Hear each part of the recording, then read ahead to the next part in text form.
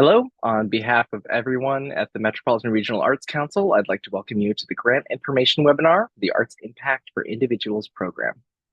The information in this webinar is for the application cycle that falls in MRAC's fiscal year 2025 with the deadline of Monday, October 7th, 2024. My name is Scott Artley. I'm a program director at MRAC. I use he, him pronouns, but using they, them also makes me smile.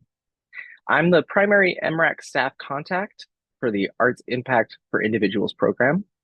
If you need anything related to this program, I encourage you to reach out to me.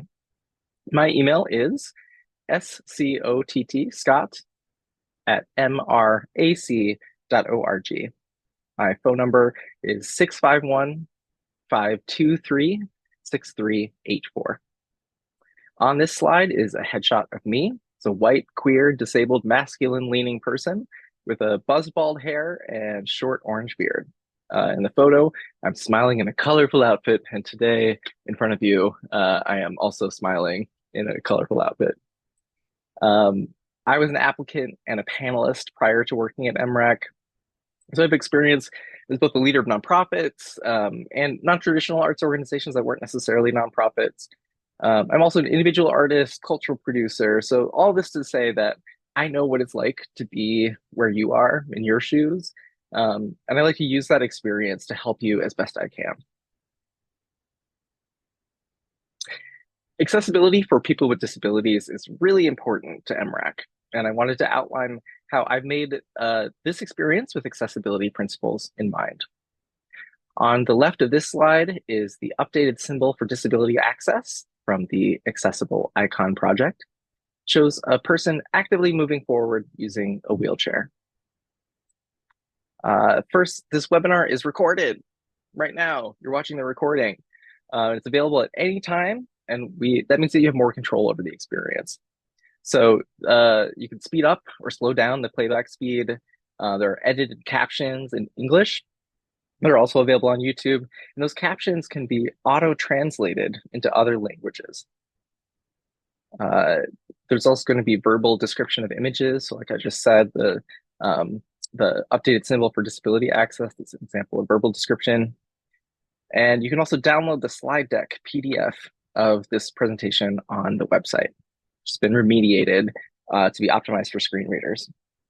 We also have our wonderful ASL interpreters, Lori and Vanessa, who are going to be helping out today. So this webinar, we create these webinars to introduce the ideas of the grant guidelines in a format other than a long written document. So you could really think about this as a guide to the guidelines. It's a way to understand its key components. In this webinar, I'm going to be covering the public art funding system, what brings us these resources today. We'll talk about the program focus, who is eligible to apply. We'll talk about how grant determinations are made, how we decide who gets funded. We'll talk about some important dates. Then we'll go into the logistics of how to apply, including some application resources, everything we put together to help you apply. And then the real meat and potatoes, the juicy portobello mushroom of application content. Then we'll talk about what happens if you receive an award. So on the right side of this slide is an exclamation point in a red triangle, which indicates that this is a really important point, that ultimately you will need to read and understand the guidelines to submit an eligible application. Again, this is a guide to the guidelines, this webinar, so I hope it helps you navigate those really important guidelines.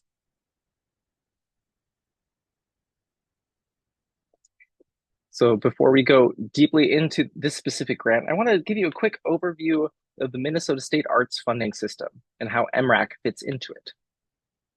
On this slide, we have on the left the Clean Water, Land, and Legacy Amendment logo. And then in the middle, there is a photograph from a performance of Valerie Olivero's Vastnesses. So Vastnesses at Red Eye Theater, which was occurred in 2024 as something that was funded through a 2023 MRAC grant. I use it here to put a face on the taxpayers of Minnesota can show you an image of something that happened out of a previous Arts Impact for Individuals grant. And then on the right is the logo for the Minnesota State Arts Board. So thanks to the taxpayers of Minnesota who generate funding through paying sales tax, the Minnesota legislature decides how funds for the arts are available through the appropriation, which is the usual state budget process. And then there's also a special fund as part of the Arts and Culture Heritage Fund of the Minnesota Clean Water, Land, and Legacy Amendment. That's that logo on the left. The Legacy Amendment was an amendment to the state constitution passed by voters of Minnesota in 2008, so you folks, that increased sales tax by a small percent. And it meant there are a lot more dollars available to arts and culture in Minnesota. Very proud of that. A portion of those funds are allocated to the Minnesota State Arts Board to distribute. So their logo is on that right. So what happens from there? A portion of those state dollars, state arts dollars, are distributed to the 11 regional arts councils, or RACs, in Minnesota. MRAC, there's a RAC, are one of those 11 regional arts councils. So on the left is a map of Minnesota split into 11 geographic regions, and on the right is Region 11, which is the Twin Cities Metro, which is MRAC's service region. That includes the counties of, get ready for some amazing finger spelling from our interpreter, Carver, Hennepin, Anoka, Ramsey, Washington, Dakota, and Scott counties. Those are the ones outlined on the right. The MRAC region makes up about 1/2 the population of the state, and we receive about 40% of the funding allocated to the 11 regional arts councils. In our previous fiscal year, MRAC was able to distribute about $5 million. I also want to acknowledge that this geographic region is the traditional, ancestral, contemporary, and future lands of the Dakota and Ojibwe peoples.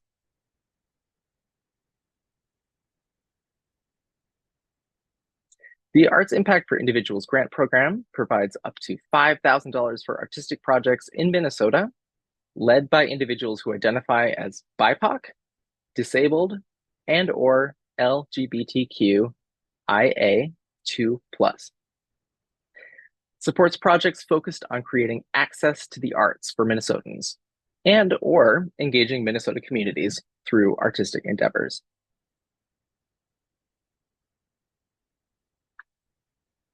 Let's talk a little bit more about that first bullet point. I used some letters to describe some identities, and I wanted to define what we mean by them. So again, this program is open to individuals who identify as any of the following.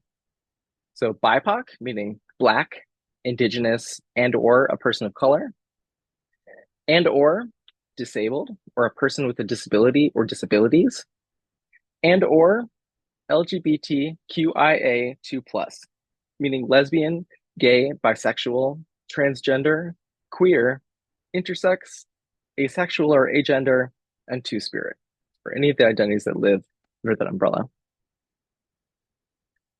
I want to emphasize that this grant program does not require you to focus on engaging with only your community or only the communities listed here.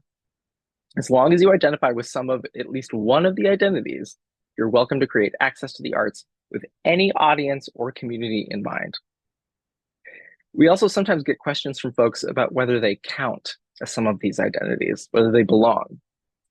It's a question I always turn back to the applicant to decide for yourselves. Ultimately, MRAC has no interest or really business delineating the boundaries of how someone identifies. That's your business, that's your decision. So we use these terms knowing that they are imperfect, but we have chosen them to represent a complex community of individuals underrepresented in MRAC's grant making. So as I said earlier, the access to the arts is a key component of this grant program. Projects must be focused on creating access to the arts for Minnesotans and or engaging with Minnesota communities through artistic endeavors. So proposed projects could include something like connecting Minnesotans with participation in arts and cultural experiences, or integrating artists and or artistic engagement to accomplish a community's non-arts goals. Or it could mean providing Minnesotans with opportunities for arts learning and passing along expressive cultural traditions. For this program, community members, rather than the applicant, must be the primary beneficiary of project activities. That means that at least 3 Minnesotans, other than the applicant, must participate in the project. Projects primarily focused on developing the applicant's own needs and creative interests are not a good fit with this program. There's a list of previous fiscal year 2023 and 2024 grantees to the Arts Impact for Individuals program. And I'd suggest taking a look at those lists to see the types of projects that have been awarded in the program historically. And then you might consider looking at other programs from MRAC if it means that this project is not the right fit with this program. So projects that might be more focused on you as an artist, or projects that are done by organizations. We have some other grant opportunities that could be open that would be a better fit. So let's talk a little bit more about individual eligibility. So grant awards in this program are made only to the individual applicant, and that applicant must have the primary responsibility for managing the proposed project. So entities such as nonprofits or for-profits, schools, or fiscally sponsored organizations may not apply in this program, just for individual applicants. While this grant program may be appropriate for individuals who are connected to organizations, it is designed to support projects working outside of traditional organizational structures. Projects may be in partnership with an organization, so you could be working with an organization as a partner in some way, but projects managed by an entity other than the applicant, other than the individual applicant, like a 501c3 or an LLC, should review MRAC's flexible support grant program. Individuals do not need prior artistic experience or to identify as an artist to apply. So even if you're like, I'm not an artist, you could still apply for this program as long as you're interested in doing an artistic project. Applicants must also be at least 18 years old on the deadline date. I want to make a note about taxes and payment plans. So because getting money from a grantor can sometimes be a surprise that you would also get taxed for it. I want to make sure it's clear that if this is something that you feel like you want to apply for, grant awards may be considered taxable income. It depends on your individual circumstances. I cannot tell you what that will mean in your life, but just know that you will be getting, you'll have to submit a W-9 to be able to get your grant award, and you will receive a 1099 NEC, or it's the miscellaneous income non-employee compensation form, dated in 2025, essentially saying that we paid you the grant amount. That said, we know that sometimes getting a grant can be a barrier to getting a grant. It's challenging, especially if you're on programs that provide disability benefits or other social safety net programs. And for that reason, we have the policy to provide payment plans that can be tailored to your individual needs. So payment plans are available to minimize disruption on those disability benefits or other social safety net programs. Don't let concern about actually getting a grant and having more money in your bank account be a concern that stops you from applying. Let's talk it out.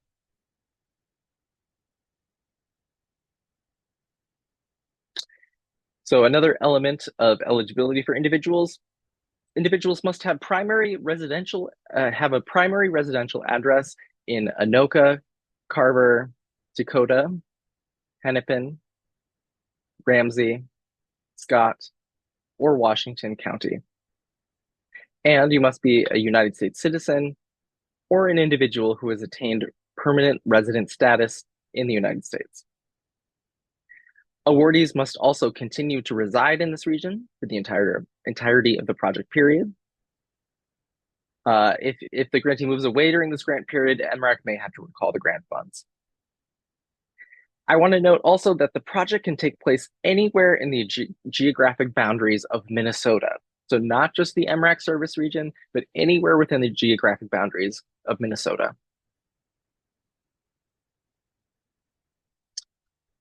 So for folks who have grants through MRAC previously, congrats, welcome back. It's important to note that overdue final reports at the time of application or the deadline in Arts Impact for Individuals and Next Step Fund may not apply. So if you have an overdue final report on the deadline day, that means that you would not be eligible to apply. So make sure that if you have an open grant with us, make sure that you check in about that. Submit any late final reports, but also if you have an open grant with us, let's check in about that too. I think there's lots of ways I could say there's dates, there's key components. I have really particular details that are about reinforcing and enforcing legislative requirements. I'm going to say for the purpose of this webinar, if you have an open grant with us, let's chat, let's talk, and we'll talk through your specific circumstances. If there are other MRAC grants in which you are named that are still open, I'd also suggest that we connect. Basically, if you have some previous interaction with us, you got anything open, if you're concerned about anything, and maybe if you're not concerned but you just want to check, let's do that. I'm happy to chat with people. I think that's what the main message I want to get across is I'm down to chat with you folks. So you might be wondering, how are grant award determinations made? Who decides who gets a grant? Well, at MRAC, we engage a group of peers who we call panelists. And panelists are volunteers we train to review applications and individually score proposals, which are combined then into rankings. So grant funds are then awarded based on these panel rankings and the MRAC board-approved budget allocations that prioritize underrepresented applicants and grantees. The MRAC board of directors are the ones to actually award the funds, and they aim to award as many applications as possible until all the allocated funds run out. To be clear, MRAC staff are not the ones making any recommendations. We are here to help everyone through the process. I'm here to be an advocate for the process along the way, and to help everyone plug into it in the way that makes them feel the most empowered and upholds the process as much as to be transparent and to be a powerful way to get these funds out into the world. There is approximately $470,000 available for this program in fiscal year 2025, which means around 90 awards. The program has become slightly more competitive in the last 3 years as the number of applications has grown faster than available dollars. Approximately 40 to 50% of eligible applicants were successfully funded in past rounds. And I will note 40 to 50% of eligible applicants being funded. That's a pretty good percentage if you look at comparable grant programs. So we'll have about 90 awards in FY2025 is what my slide should say. So dates, we all have a date. Here's a whole bunch of them.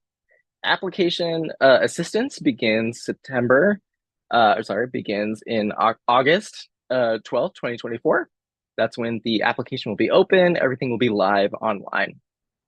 The deadline is October 7th, 2024. It's a Monday at 11:59 p.m. So by midnight, before midnight on October 7th. Staff assistance ends at 5 p.m. on that deadline day. So MRAC does not accept late applications. So just know that after 5 p.m., I will be turning off my computer. I will no longer be available. And because I can't be available until midnight. We do not accept late applications, so make sure that you get it in on time, even well before time. After the deadline hits, we will be doing an eligibility review where I will be reading every single application with very close eyes trained to all of those eligibility points. During this period, please make sure to check your email regularly, as I may be reaching out with questions or to request additional information. Then once all of the applications are deemed eligible, those eligible applications go to the panel for review. It's peer panelists, and that happens January to February. Staff send out grant notifications via email to applicants by March 1st, 2025. That's when you will find out whether you get the grant. And the eligible funding period, so when you are allowed to spend the grant funds, begins March 1st, 2025 as well. And that goes through May 31st, 2026. So you have just over a year to complete your project. Grant-funded expenses must be incurred and activities must take place between these dates. So everything that is funded by this grant needs to happen between these dates. There are questions in the initial eligibility check, question 10, that will provide some guidance. You don't know what that is yet, but we will get there. And so just know, question 10 and the initial eligibility check has some questions about eligible activities and dates. Now, let's talk about how to apply. MRAC uses an online grant-making platform designed and managed by Submittable to accept and manage applications. It's a program we've been using, or it's a platform we've been using for a couple of years now, and people really like it. For help related to the technical aspects of using Submittable, your best bet is to visit the Applicant Help Center, which I've noted on the slide here. So this is part of Submittable's website. They have great documentation about how to address particular technical assistance issues that you might encounter. Like, I lost my my login information. I don't understand where this grant is. That's the best bet. They also have really excellent technical support staff that do get back to you really quickly when you send them an email. So I would suggest connecting with them. MRAC staff have less capability on the back end than we have in the past to do things for you. And a lot of that is really good because we shouldn't know what your password is, for example. So make sure you connect with Submittable's technical assistance staff. They really are excellent. And they can help you quickly. I will note, importantly, that emails about your application are delivered through that Submittable grant management system. So you will receive an email that says it's from Submittable and it's from MRAC through Submittable. It's important to safe list emails from Submittable. We have encountered that some folks gets funneled into their spam folder. So for everyone's sake, make sure you safe list emails from Submittable. In the guidelines, there is a guide on exactly how to do that. So again, make sure you check your inbox frequently as the staff at MRAC may be reaching out with questions or to request additional information. If we don't hear back from you within a specified time frame, which is usually 3 to 7 days, we may make a portion of your proposed project or your entire application ineligible. So it's important to keep your eye on the email. MRAC staff, meaning me, truly enjoy, meaning I really enjoy, working with applicants. It's my favorite part of the process. I love, it's fun to set all this stuff up. I'm a big fan of a spreadsheet. I'm a big nerd, but my favorite part is working with you folks. I love hearing about what you're interested in doing, what kind of difference you want to make in the world through arts and culture. And I'm here. I see myself as a person who's in charged with helping you navigate the process. So we prepared a lot of application resources and ways to connect with me that can assist you. So let's talk about some of those.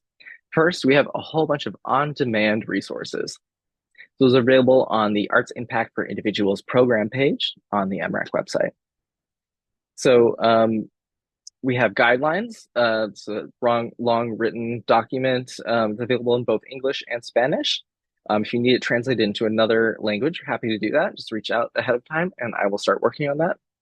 We also have the grant information webinar, which is what you're watching right now. That is available embedded on the webpage. And again, there's lots of ways that you can engage with it, subtitles in other languages, etc. There's also an application template that you can edit. So just the questions from the application that we put into a format, you can download into a Word document, work on elsewhere outside of the application. If you don't have access to the internet, for example, you can work on it just on like a laptop somewhere. And then we also have the review criteria and scoring guide.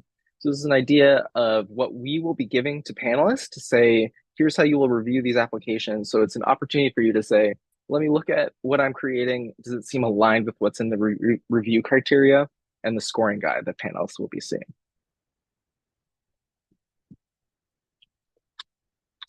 MRAC staff will be hosting, meaning me, will be hosting 3 live virtual question and answer periods sessions on Zoom during the application period. So these are informal drop-in Zoom sessions where we'll be answering brief questions in a large group setting. So pre-registration for those virtual Q&As is required, and we will not be recording them.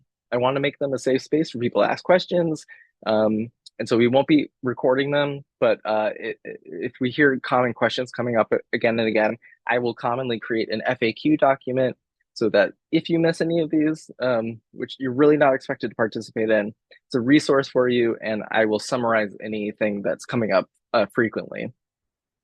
Staff are also available for brief one-on-one phone or video meetings to review eligibility and discuss project activity ideas.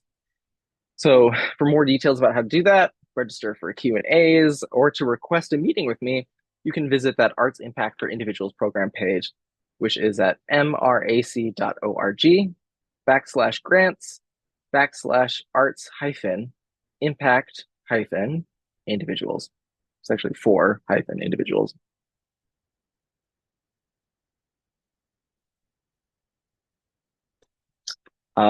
I really, again, strongly encourage you to request a meeting with me, mostly because I want to get to know you, but also if you were in any of these situations, be a really good idea for us to connect one-on-one. So if you are new to MRAC, I want to welcome you to the process. I want to welcome you, say hi, and get you oriented so that you feel most empowered and ready to participate. So new to MRAC, let's chat. Let's also chat if you have been awarded an MRAC grant that is still in process.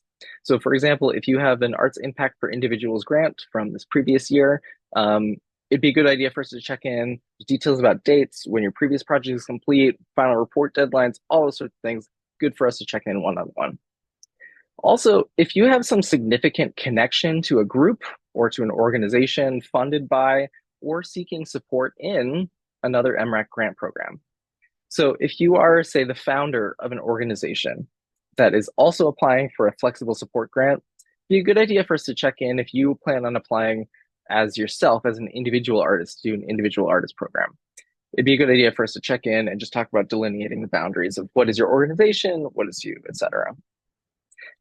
Even if none of these things apply for you, let's chat. I really would love to chat with as many of you as possible. It truly is a joy for me in this process. And I think checking in early has often paid off for folks later on.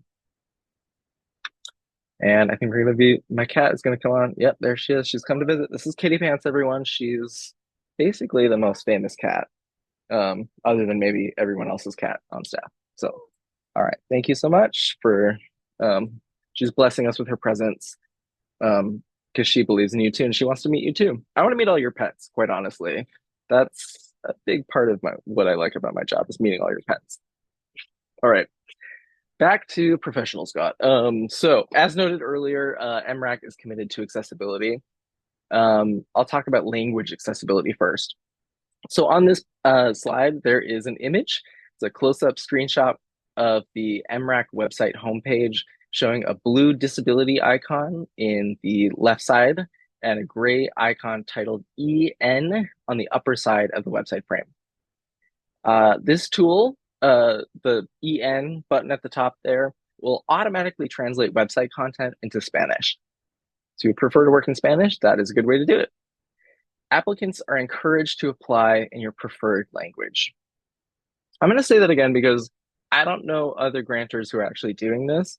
I hope more folks are doing it. It's very exciting that we do it. I want to say, we want you to apply in your preferred language. I am totally fine being lost in this process because we can contract an interpreter or translator for you along the way. If you want to have a meeting with me and you would rather have it in Mandarin, let's do it. Let me know that. I will find an interpreter in Mandarin who will help me best connect with you. So the interpreter will help me. It helps me out. So please help me help you. And let's do whatever we need to. If you apply in a different language, you can put it into the actual grant form. You can do so in a different language. This language other than English. This did actually happen in the last year's grant round. We had somebody who applied in a non-English language. I had no idea what was in some of that. We got it translated, and that person actually was provided with a grant. It's just a really to the point of yes, we offer this as a service, and it actually resulted in a grant. So I encourage you, please do what makes you feel great language-wise to participate in this process, and let me figure out how to make it work along the way. Next, I'll discuss disability accessibility a little bit more. So there's a website screenshot on this slide with the accessibility tools widget expanded. That's that disability icon. MRAC has a website plugin that includes tools to make information more accessible to people with various disabilities. There's things like increasing text size, developing a high contrast version of the website, underlying links more explicitly. If any of those are helpful for you, I just want to make sure you know that those are available. Applicants with disabilities are encouraged to request what enables you to apply. So whatever would make you more able to apply, please request that from me. Applicants with disabilities facing barriers to our typical processes can work with MRAC staff to ensure you have an equal opportunity to submit an application. Let's start a conversation about how I can help. Do that as early as possible. You can contact me, and ideally at least a week ahead of the deadline for assistance, so I have time to set things up. Artificial intelligence. This is the first year we are actually adding something to the guidelines about this. Applicants are free to use resources that they find helpful to draft their applications. And that could include something like AI tools like ChatGPT. We do not have a cat interpreter. I'm sorry, Kitty Pants. She's going to be the real joy of this webinar because she had breakfast, even though she's going to tell you she looks like she's a poor, impoverished baby kitten who needs food right now. Anyway, okay, back to AI. So you're free to use tools like that. We do not have any requirement that you use or do not use any of it. But it is important to note that all applications, including those submitted with AI, may be subject to additional eligibility checks by MRAC staff to verify that the submitter meets eligibility guidelines. So let's talk about these forms and submittable.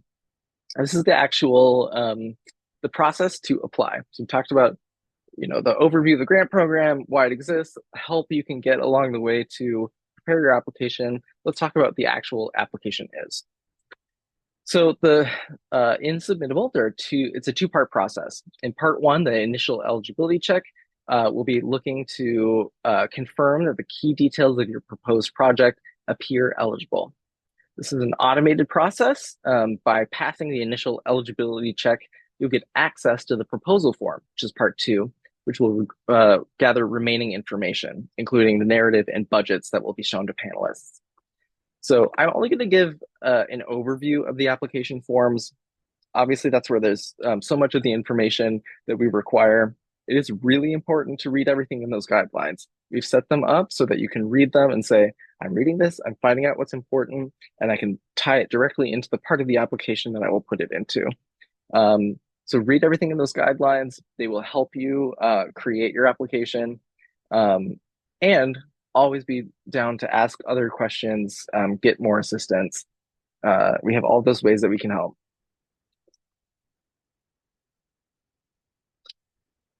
So here's a few things that are good to know before applying. I say they're good to know. I think it's really important to know. You will type your application into the text boxes online in the grant application form on Submittable. It also means that you could copy and paste from the application template, for example. So you may want to work in another document, paste your answers. You could do it directly in the application form online if you wish. And we have templates so you can do whatever you want. Things will save as you're going along. There's also a save button at the bottom of each form. Text boxes include maximum character counts, which are inclusive of letters, numbers, spaces, and paragraph breaks. So thinking about your character counts, remember that includes spaces. There's no formatting, so bold or italics in this input form. I will note there are maximum character counts, but you may find that you do not need all of those characters allotted. If you said enough, if you feel like you've provided enough information, don't feel like you just need to fill space for the sake of filling that space.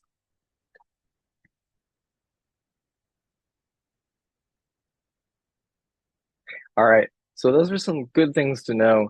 here are some important notes for all applicants, and I have that red triangle with the exclamation point, just demonstrating how important it is. So these are, make sure you keep these in mind as you're doing your narrative. Do not include hyperlinks in your narrative text box. So don't drop a link into the box. The panel review will be limited to the content of your application.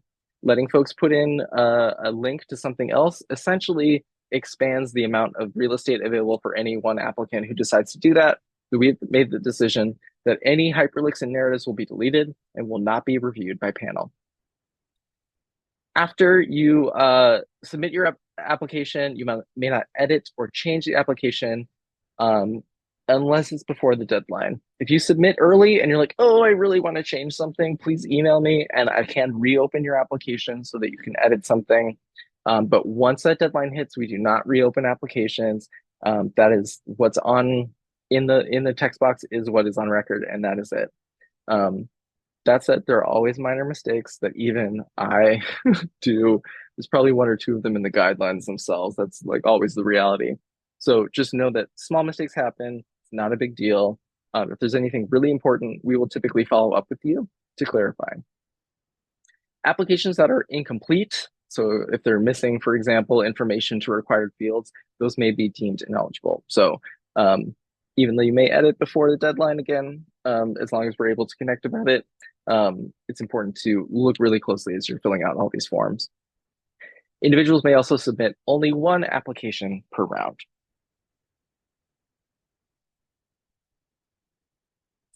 Data privacy is this next slide. I want to say that MRAC takes applicant privacy very seriously.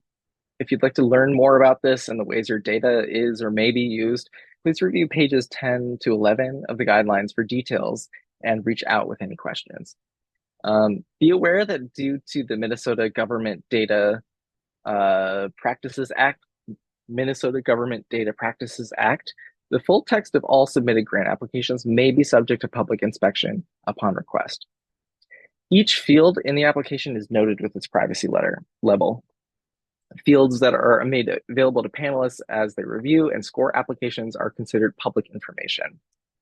Fields that are not made available to panelists are used by MRAC staff to manage the grant program. It means contact information. We can also use that to confirm eligibility, so finding your residential address and making sure it's within the region. Gathering data to evaluate the grant program's goals, so we might ask demographic details, or other data required by the state of Minnesota.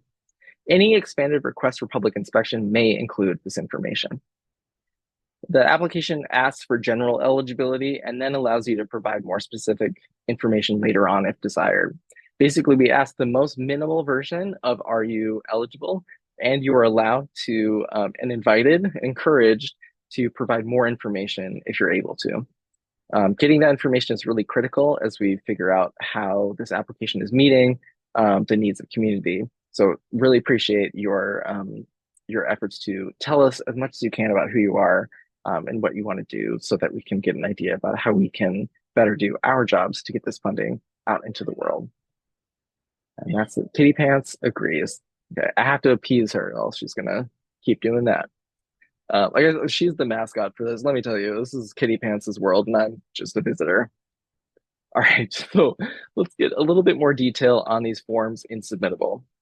Again, the first part was the initial eligibility check, which has two sections, individual eligibility and then project eligibility. So this initial eligibility check will help you determine if your circumstances and project idea fit within the program's requirements. Please note that you must successfully pass this initial eligibility check to access the second part of the application. So if you pass this first eligibility check, you are then able to see the full proposal form, which is the second half of the application. And we do this because it's meant to avoid an applicant investing your valuable time and energy into completing an application if you would not otherwise proceed in the process. So we don't want you to fill out a whole application if we would have found out in the first half that you were not eligible to apply. If you find out that you're not eligible through that process, please review the grant program guidelines or this webinar and see if you can find out where those eligibility issues lie. If you need further assistance, or if there's been a mistake of some kind, which definitely happens, people hit the wrong button, reach out and I can sort of reset things. We can chat through next steps. I want to reinforce that the eligibility check is an initial automated determination. So there's not a real person behind it. That final eligibility determinations depend on a variety of factors and are made only after a full application is submitted. In other words, we need to see the full application sometimes to find out that something that might be eligible might actually not be eligible. So we've already gone over individual eligibility in previous slides, so I just want to speak on the project eligibility sections of this form. There's questions in this, especially question 8, is the project you propose distinct from the project described in an open or pending MRAC grant? So MRAC grants MRAC can only fund one project once. So activities or expenses that are included in another MRAC grant, either open or even one that you are currently applying for. So even if you have not yet secured that grant, but you are applying for it, it's submitted to MRAC, that means that that project is ineligible. If you're not sure if your proposed project is distinct, let's reach out. It's a good example of something we want to chat about it. If you're still unsure, I encourage you to apply anyway if you have the energy to do so. I would say a lot of folks tell themselves that they're not eligible, and it's no surprise that the folks who are the least likely to have access to resources in the first place might be the ones who would be the least likely to believe that they should just submit anyway. So I encourage you to just submit anyway if you have the energy to do so. But best thing would be to connect with me. The details about the grant expenses being incurred and grant-funded project activities taking place during that eligible funding period is really important. So make sure you pay attention to that. All of those activities and expenses must fall between those dates. Any activities or expenses, whether that means they're incurred, I mean, you made a firm promise to pay for something ahead of that date or outside of that date, or any reimbursements made outside of that time frame, could mean that a portion of your project or maybe even your entire project are ineligible. It's really important details to pay attention to. Again, it'd be great for you and I to chat through the details of your project so we can make that clear. There's also questions about engaging in some very specific issues with legal restrictions. So not attempting to influence local, state, or federal legislation or an appropriation, supporting activities that for religious socialization or discriminating against persons or groups, or do not uphold federal, state, and local laws. I know. So all of those things are pretty rare, but if you have any questions about them, I think it'd be a good idea for us to chat about them. So some key points here about eligibility that are in the application. This appears again in the guidelines as sort of going through the application. It will ask you to confirm that all of these are not part of what you're doing. So anything managed by somebody else, if a project will be managed by somebody else, it is not eligible.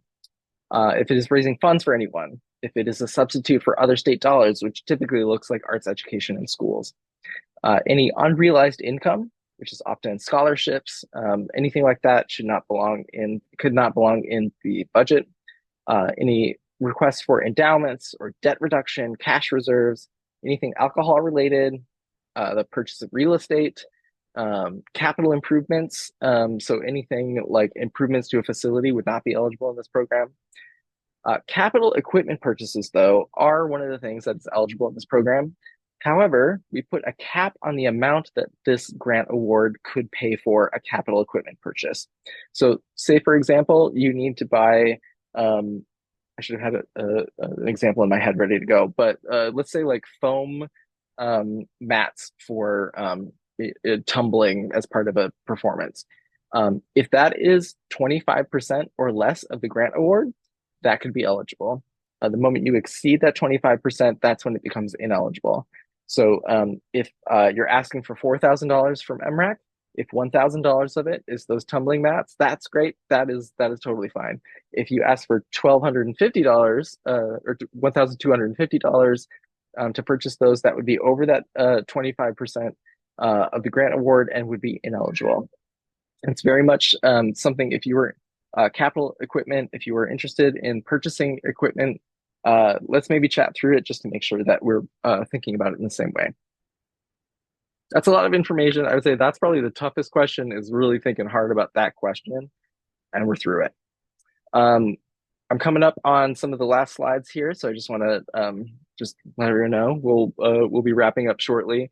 This is during the really heady, detailed portion. So part 2 is the proposal form. Gone through that initial eligibility check. Here's the proposal form. Includes these sections: individual profile, demographic information, then the proposal narrative, which means the narrative and budgets, the actual description of what you'd like to do with the grant funds, and then additional information where we gather details, typically that are meant to get data that the State Arts Board needs for us distributing these dollars. So the proposal narrative section is written responses that provide information for panelists to understand and score your application. I'm not going to drill down into every question that's asked in the narrative sections, and you'll read and think deeply about them because you're going to look really deeply and think deeply about the grant guidelines. But it's important to answer every question posed. If there's a question in those narrative sections, please make sure that you address it. In general, the individual background section asks for information about you generally. This is context that helps panelists understand what brings you to this work, what goals drive you.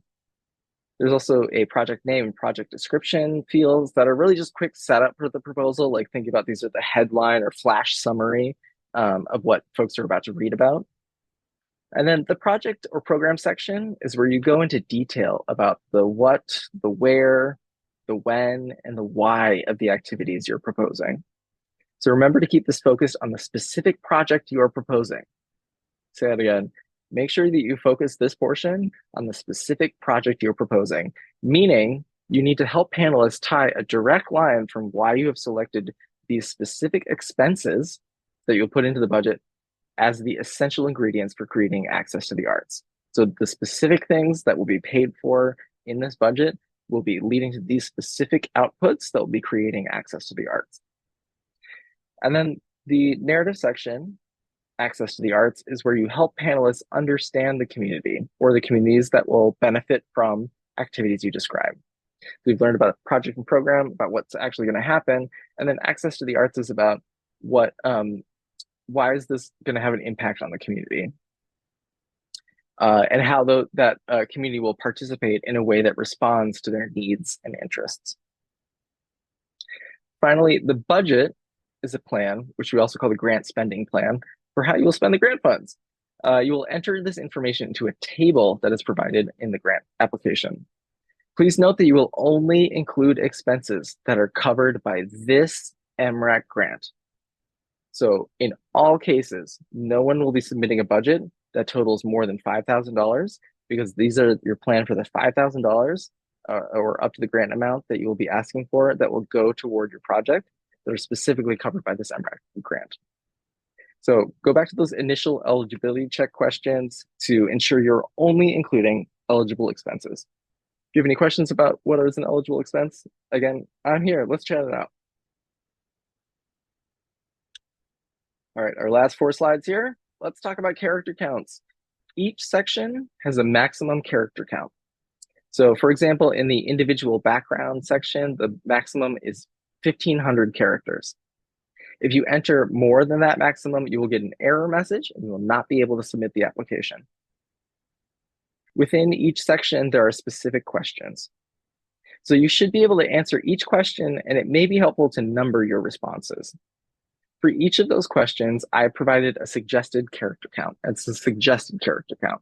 You can think about this as a suggestion of how much real estate you should consider allotting to each question. So, for example, in the individual background section, I suggest spending about half of the space available on each question. 2 questions, about half each one. Every individual and every project will have different details. So you may actually need more or less depending on the specific components of what you're proposing. So what you want to be thinking about is there enough information to provide panelists with an understanding so that they can score what you are writing about. So for example, a proposal might describe where the project is located and saying it's a community center where a community already gathers and can easily access the arts activity presented. So it's pretty straightforward, right? Not even need a lot of real estate. However, another proposal might need to explain more about the location of where you're doing your work and why and how sites were chosen. In that case, it may be appropriate to trim back another section to describe that location as a key component to how the project operates and creates access to the arts. So if you need to have some clarity around why a particular element, if that's something unique to your project that you feel like, oh, we really need some more space for this for folks to really understand why we're doing what we're doing and making the choices we're making, that is an example of how you would maybe fudge around the suggested character counts here in a way that makes sense.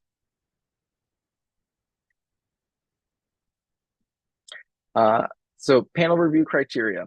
As you prepare your application and decide where those details are important to emphasize, please keep focused on the North Star, which is that stronger proposals will help panelists understand how your goals and arts programming align with your project and community. I'm going to say that again. This is the North Star. Help panelists understand how your goals and how the arts programming that you plan to provide align with your project and its community. Panelists will score based on two criteria, which is project or program design and access to the arts. We strongly encourage you to review the panelist scoring guide that is available on that Arts Impact for Individuals program page online to understand more specific details about how panelists determine their ratings. It's a good idea to have it in front of you as you are creating your application and sharing it with other people in your life to get some feedback to say, if you were to look through this lens, what would you think about? How would you score this? So panel review criteria here, project and program design, select a score that describes how the proposed project or program design aligns with or advances the applicant's goals or objectives related to creating access to the arts. And then the second criterion, access to the arts, please select a score that describes the degree you believe the applicant has created a project or program that will create meaningful access to the arts. So if you look at this as sort of a recipe with these two major flavors, one is the design aligning with or advancing the goals and objectives that have been articulated? And then is that project going to have meaningful access to the folks who are participating? That's that North Star for you right there. So you've done all that. That's a lot of information, I know. That's really where you're going to be spending so much of your energy. Submitting your application. Here's some key things to remember. Submit by 11:59 p.m. It happens every time. Actually, you know what? It hasn't happened the last couple times. I'm going to say that. We always said it happens every time. It actually has not. So thank you, Submittable. But that said, to avoid technology and connection errors, do your best to submit well ahead of that 11:59 deadline date. If you need assistance submitting in another format, contact us well before the deadline. If I don't hear about it before 5 p.m. on deadline day, I won't be able to help you get it in any alternative way. So try to get it in as early as possible. Again, make sure that you check your email along the way as we may be reaching out. And then I will say, regardless of the outcome, it's a really significant accomplishment to submit an application. Celebrate. Be sure to celebrate. This is not in the guidelines, but I want you to celebrate. When I was running an organization, which was a strange organization, I mean, surprise, I ran a strange organization because I was a strange person myself. But whenever we submitted an application, we made everybody in the office stop. Everybody pulled off their other grant applications, marketing copy, budgeting, all the, fun administrative labor that we did.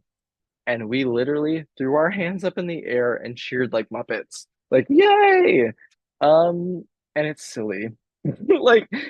But for me, I had to stay silly to keep going. This is hard work, and celebrating every step of the way was really important for me on keeping it going.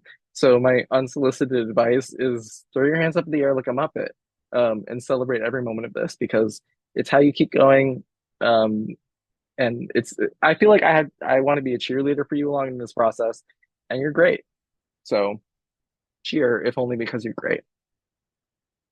Now, let's say that you got an award. Speaking of cheer, this is another opportunity for celebration. There might be more Muppet arms in store.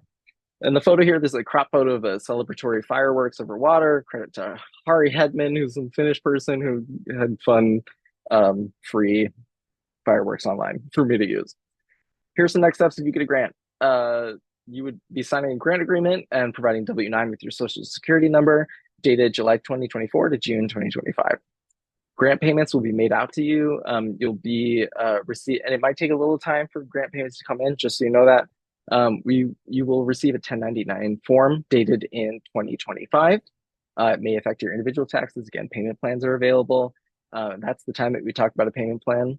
Acknowledgement is important for folks to know that this public arts funding is making an impact in the world. So you'll be provided with some information about how to share a logo and any promotional language with the kind of marketing that you do.